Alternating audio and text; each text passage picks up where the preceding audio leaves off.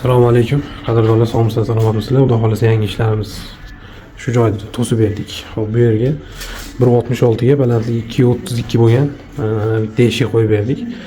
O'sha ikkinchi etajga chiqib ketadigan nimani tayi to'silgan holat.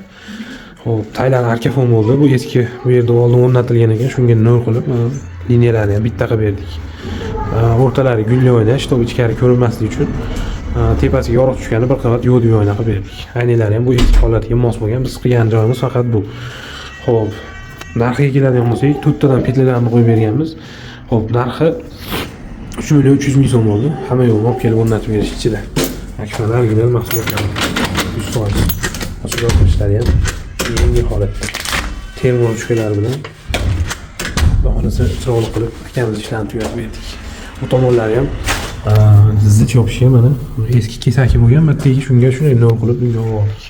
Aytlari ham mana zich yopishgan plotli bo'lib oxirigacha. Yonida endi ozgina duolda bor ekan, tay tegan, kelib turib tepada 1 sm zazor bo'lgan. Ularni o'sha pena sepilgan sef qo'ydik, kesib olib teng qilib qo'yilaveradi. Chunki tay nol bo'ldi oxirigacha. Xo'p, eshigimizning seriya ochilish holati 2 metr bo'lgan. Buni tepagacha qilishda iloji yo'q edi. Shuning uchun holat qilib berdik.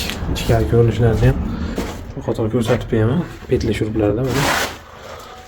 Tepalari ham hamma yo'q. Hop, kimga shunaqa eshik o'rnatib kerak bo'lsa, bemalol ekrandagi nomerlarga murojaat qilaverasizlar. Sifatli garantiyali qilib borib o'rnatib beramiz. Hammaga rahmat, sog' bo'linglar, salomat bo'linglar.